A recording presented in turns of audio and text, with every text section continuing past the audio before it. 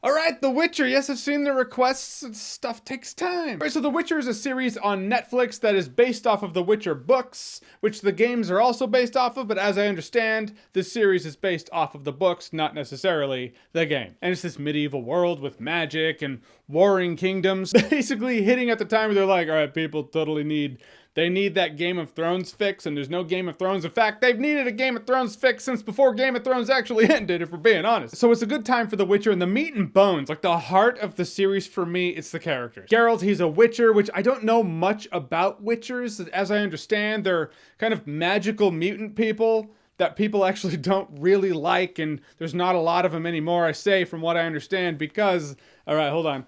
I don't know if leather blocks pitchforks. I gotta protect myself. Okay.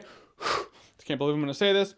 I think I've said it in other videos, but this is a Witcher video. I haven't played the Witcher games. Put the keyboard down, typing hateful comments, I'll make you go blind. So I heard. Okay, it's hot under those lights. But yeah, so I haven't played the Witcher games. So as I'm watching the Witcher series, I'm just coming at it as a person who, hey, I like a good series, so let's watch The Witcher. Don't know much about the lore. I know of Geralt and I know of Yennefer, because we all know of Yennefer. So the main character, Geralt, he has a really interesting story, but you don't see a lot of his story. It's just what you've heard about. I hope to see more of his backstory as the series goes on, but for right now, there's just a lot of intrigue with him. But man, Henry Cavill brings some charisma to that character. At first, I was like, that's a voice you're doing. He talks like this all the time. I don't know if it's because I know Henry Cavill's voice, but at first I couldn't get it out of my head. It's like he's just doing a voice. Granted, any character who sounds different than the actor, they're doing a voice, but sometimes it doesn't sound weird at first. You just kind of roll with it from the get-go. This one took me a couple episodes. Might have been around the time he delivered one of these moments.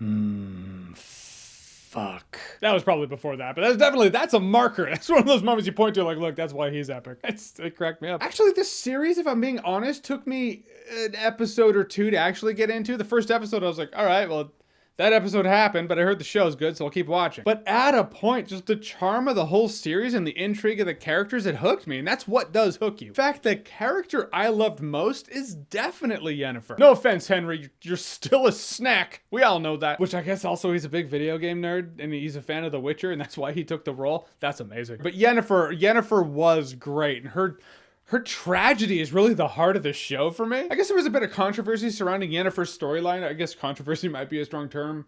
There were some tweets. I don't see that perspective because I don't feel like the show was ever saying, yes, she made the right call. She's perfectly happy. Yep, she did it and she's living her perfect life. But she's not. She's actually quite miserable. It's a great cautionary tale about how beauty and power are they're not everything. They're not going to bring you happiness. And the more I think about it, the more it's just such a great lesson on looking deeper into the person and the facade people have, or maybe not judging people on how they look or the things they have around them. Like, you look at Yennefer and you'd be like, she's gorgeous, she's powerful, there's no way she's not the happiest person ever. And I feel like that's a very applicable lesson to our world. So many times it's easy to see someone, whether it be online or an actor or someone on Twitter, an influencer, an Instagram model, a YouTuber, whoever. It's easy to look at them and be like, they have the happiest life ever. There's no way. If I had that life, I would be the happiest person alive. But you don't really know. What you see of a person, you see because it's what that person has chosen to show. In a lot of cases, with most people, famous or otherwise, people don't generally choose to show their pain. In the case of Yennefer, I felt that was really well executed. But I felt she made the show, to be honest with you. She was my favorite. Then there's the princess whose name is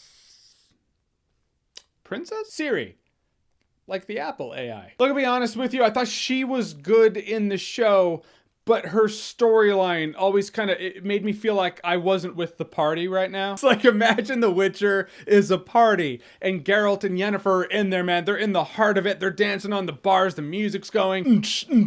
Everyone's having a good time. And then you go outside for a break, maybe a drink of water. Maybe it's getting too hot in there. And you're never away from the energy of the party. You're always in its orbit, but you're no longer in the heart of it. The music's still going, but it's a little more muffled. All right, yeah, we'll go back in now. The storyline's done for now. Back to Yennefer and Geralt. That's what it felt like. I felt like every time I was with this character, I wasn't with the party of The Witcher. She's an important character. She needs to find Geralt, and that's her arc, is her just looking for him. Still, of the three characters, my least favorite of the arcs. I will say that about the stitching of the show, too. It took me a little bit. At first, I was like, something seems off. It seems very jumpy and not connected. Then it kind of dawned on me how they were doing it and where they were going, and I was like, okay, and then it clicked and I was fine. Until then though, it felt less than smooth. Also some of the CGI, there were a couple of CGI monster scenes or animal scenes, wherever you want to call them, mythological creature scenes where you're like, that's a CGI monster, all right. Look, I don't know what the show cost, but I felt like the CGI in The Mandalorian was much better. Then again, you have the the biggest, most powerful studio behind that show, so I get it. I will say it could have done passage of time better. Sometimes a lot of time passes. And at one point I was like, okay, someone needs to say something.